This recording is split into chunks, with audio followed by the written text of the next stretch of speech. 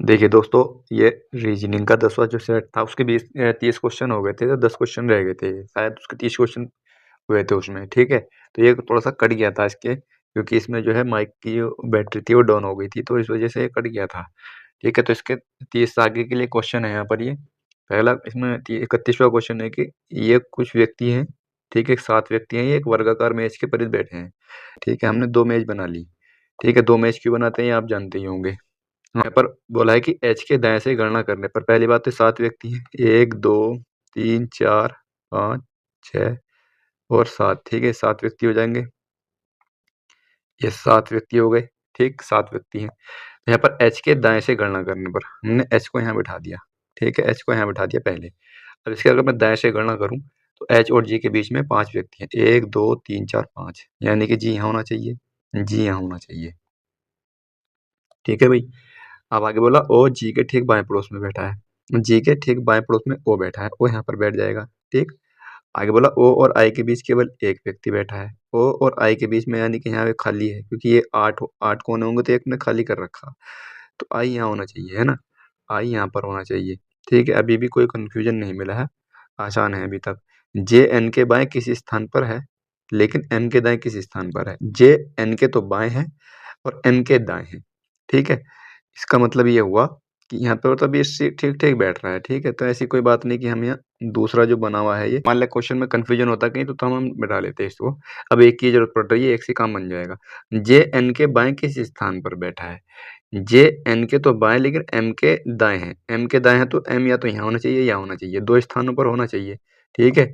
यहाँ पर यानी कि देखो यहाँ पर ज़रूरत पड़ सकती है, हालाँकि पड़ेगी नहीं, मैं बिठा रहा हूँ यहाँ पर। एम या तो यहाँ होना चाहिए, यहाँ होना चाहिए। एक जगह मैं एम यहाँ बिठा दूँगा और एक जगह मैं यहाँ पर बिठा दूँगा, है ना? अब बोला है कि जे एम के दाएँ किस स्थान पर बैठा है, लेकिन एन के बाएँ है। एन के बाएँ तो एन जो है इधर होना चाहिए, एन यहाँ होना चाहिए और जे यहाँ पर होना चाहिए। ठीक है भई?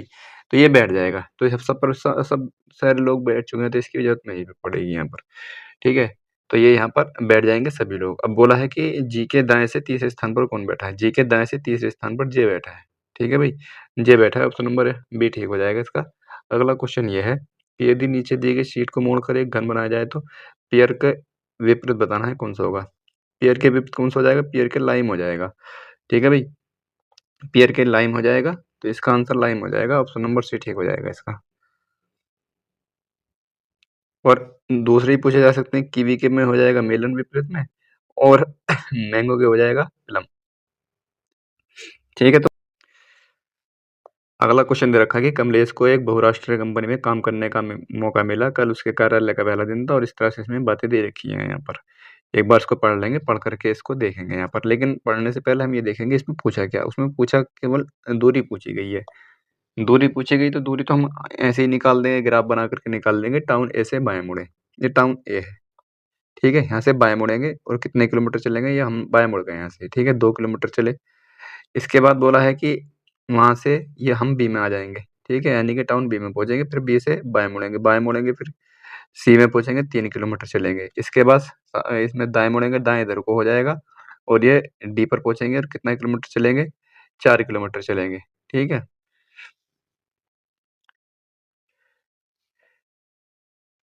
और देखो सवाल में लास्ट में ये चीज़ दे रखी थी कि टाउन डी पर पहुँचने पर कमलेश कल कितने किलोमीटर की दूरी तय कर चुका होगा। यानी कि यहाँ से उसका जो टाउन टाउन ए है, इसमें देखो कि कमलेश टाउन ए उत्तर में रहता है और उसका कार्यालय टाउन एफ में है, ठीक है?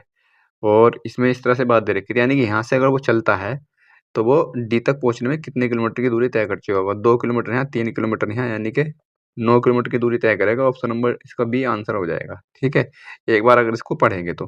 बाकी इसके आगे करने की आवश्यकता नहीं है, ठीक है? आगे करने की खैर आवश्यकता नहीं है, यानी कि डी से दाएँ मुड़ें, यहाँ से अब फिर से दाएँ मुड़ेंगे और ये कितना किलोमीटर चलेंगे? यहाँ पर चलेंगे 4 किलोमीटर, ई में पहुँच जाएँगे, फिर ई से एफ की ओर बाएँ मुड़ेंगे और कितना चलेंगे? 5 किलोमीटर चलेंगे। यहाँ यानी कि यहाँ कार्यालय है।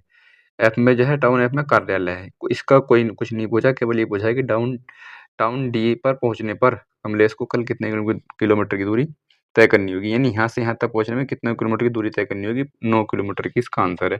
जितना बड़ा क्वेश्चन है ना, उतना बड़ा क्वेश्चन में है नहीं। अगला क्वेश्चन ये है कि नीचे एक पासे की 3 स्थितियाँ दी गई हैं। बी वाले फलक के विपरीत फलक पर निम्नलिखित में से क्या आएगा? बी के विपरीत बताना है भाई। बी के विपरीत ए तो होगा नहीं भाई। ये तो होगा नहीं क्योंकि इसके पास में है बी, और ए भी नहीं होगा, डी भी नहीं होगा, ए भी नहीं होगा, डी भी नहीं होगा, केवल एफ बचा है यहाँ पर। ठीक है, एफ इसका आंसर हो जाएगा। ठीक है, इसको डायरेक्टली भी कर सकते हैं और इसको फिर उससे भी कर सकते हैं। इसको जो है एंटी क्लॉकवाइज घुमा करके भी कर सकते हैं, जिस तरह से करते हैं। अगला क्वेश्चन ये है, 40 धावकों की एक दौड़ में यदि अनु 15 स्थान पर है तो उससे आगे कितने व्यक्ति हैं? वे 15वें स्थान पर है यहाँ पर, वे 15वें पर, तो इससे पीछे 14 होंगे ना, यानी कि आगे सॉरी जो आगे पूछा है ना इसमें, हाँ आगे कितने होंगे, 14 होंगे यहाँ पर। ठीक है, तो इसका आंसर कितना हो जाएगा, ए हो जाएगा यहाँ पर। ठीक है, इसमें कुछ है भी नहीं, 40 धावकों की दौड़ है और अनु 15वें स्थान पर है, यानी कि 15वें स्थान पर है, तो इससे आगे जो होंगे वो 14 व्यक्ति होंगे। ठीक है, 15वें पर है तो ये। अगला क्वेश्चन ये है कि 7 डिब्बे हैं, A B C D E F G H G, लेकिन एक के ऊपर एक रखे गए हैं और इस तरह से रखे गए हैं डिब्बे ये। ठीक है, 1 2 3 4 5 6 7। ठीक है, 1 2 3 4 5 6 7, ये 7 डिब्बे रखे गए हैं यहाँ पर। ठीक है, अब सवाल में बोला है कि जी के ऊपर कोई डिब्बा नहीं रखा गया है। जी के ऊपर कोई नहीं रखा है तो इसका मतलब जी सबसे ऊपर है।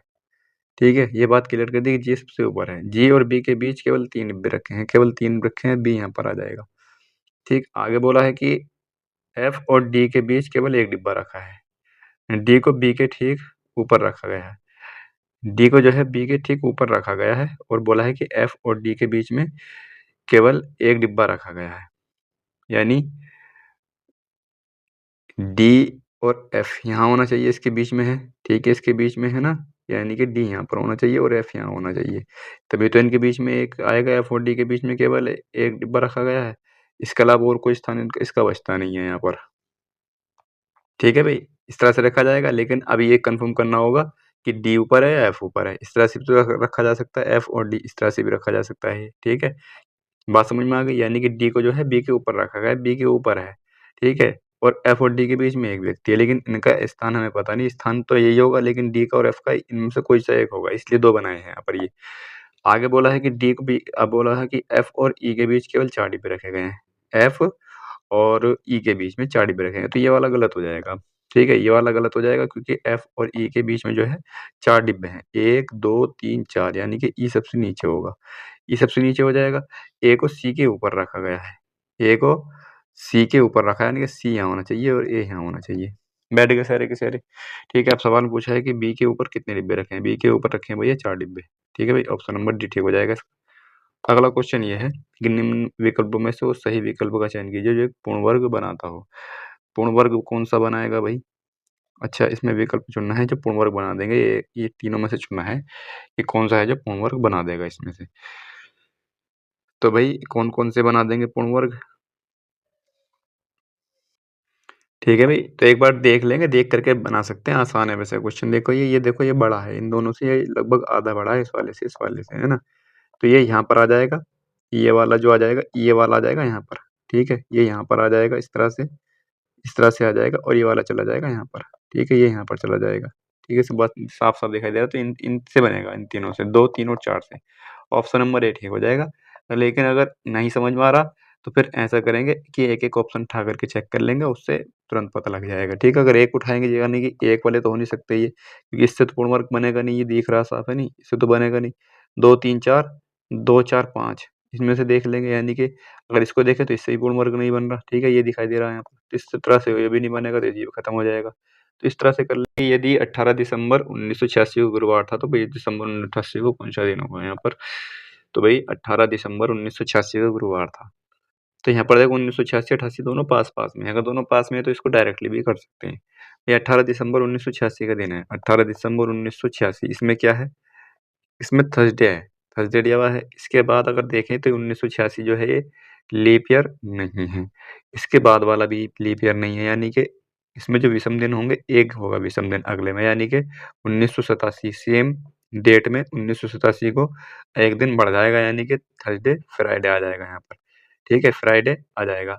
इसके अलावा अब जो आ रहा है, अब लीप ईयर आ रहा, 1988 जो है लीप ईयर आ रहा है। ठीक है, तो उसमें जो विषम दिन से होंगे 2 होंगे। 2 हो जाएँगे दिसंबर तक। दिसंबर तक जाएगा, यानी कि फरवरी के बाद जा रहा है दिसंबर तक, 2 लीप ईयर हो जाएँगे, मतलब 2 विषम दिन हो जाएँगे, यानी कि फ्राइडे, सैटरडे, संडे, यानी कि यहाँ पर हो जाएगा संडे। यानी 1988 को जो है 1988 को संडे हो जाएगा। 1988 को संडे हो जाएगा कब? 18 दिसंबर को। पूछा है 20 दिसंबर को, यानी कि 2 दिन बाद और क्या हो जाएगा? मंगलवार हो जाएगा। मंगलवार हो जाएगा, जो कि ऑप्शन नंबर सी है। ठीक है, ऑप्शन नंबर सी में ठीक हो जाएगा। बाकी इसको दूसरी तरह से भी कर सकते हैं, कोड वोड रख करके। ठीक है, उससे भी कर लेंगे। अगला क्वेश्चन तो ये रिपीट हो गया है। अगला क्वेश्चन यहाँ पर यह है कि के को 1403 आदि लिखा जाता है। जैसे के है यहाँ पर, ये के है यहाँ पर, तो 14 लिखा जाता है, तो एक ये लिखा जाएगा इसको, के है पहली दफा। ठीक है, तो यहाँ पर के लिखा गया है, यानी कि इस तरह से लिखा गया है कि यहाँ पर भी है 14 और 03, इस तरह से लिखा जाता है। ये मैट्रिक्स है, मैट्रिक्स करनी आती होगी बहुत से बच्चों पर। तो इसमें टाइगर का बताना है क्या होगा। इसको बनाने के लिए क्या होता है कि इसमें लिखना पड़ता है सब।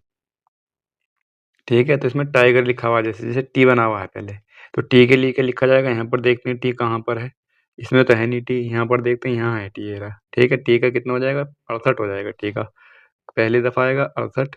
और कहाँ पर है टी? इसके अलावा यह है 7 और 76 हो जाएगा। ठीक है, इस बार 76 हो जाएगा, और एक टी ये भी है, तो ये 95 हो जाएगा। इस तरह से कोड लिए जाएंगे। आई का लेंगे, अब आई का इस तरह से। अब अगर मैं देखूँ तो इसमें 68, 76, 95, 68, 76, 95, 96, 96 नहीं है, मतलब 95 भी नहीं है, और 68 भी नहीं है कोई इस ऑप्शन में भी, और लेकिन 76 है। 76 ऑप्शन नंबर बी में है, तो बी ही मेरा ठीक हो जाएगा इसका आंसर। ठीक है, इस तरह से इसको कर लेंगे। बाकी वैसे भी कर सकते हैं इसको पूरा करके, लेकिन आंसर इसका बी ठीक हो जाएगा। ठीक है भाई, अगला क्वेश्चन देखते हैं। अगला क्वेश्चन ये है यहाँ पर कि इस तरह से दिए हुए हैं ये, तो इसमें प्रतिस्थापित करना है कि कौन सा प्रतिस्थापित करने पर संयोजन सही बनेगा। यानी कि अगर मैं पहला देखूँ तो पहला भी यानी सभी हो सकते हैं ये, और यहाँ पर भाग दिया हुआ है, यानी कि ये वाला नहीं होगा, क्योंकि 11 से इसको भाग नहीं हो सकती, तो बी नहीं रख के देखेंगे हम। ठीक है, बी रख के नहीं देखेंगे, एक तो कट जाएगा हमारे पास यहाँ से। अब विकल्प ए लेकर देखेंगे तो यहाँ पर 10 भाग 2 माइनस का 1 गुणा 8 प्लस का 11 बराबर 18 है क्या भाई? ये 2 था, 2 पंजे 10 माइनस का 8 प्लस का 11, 5 में से 8 जाएगा, माइनस का 3 प्लस का 11, यानी कि 11 में से 3 जाएगा, 8 ही बच रहा था। इसका मतलब पहले ही ठीक हो जाएगा, ऑप्शन नंबर ए।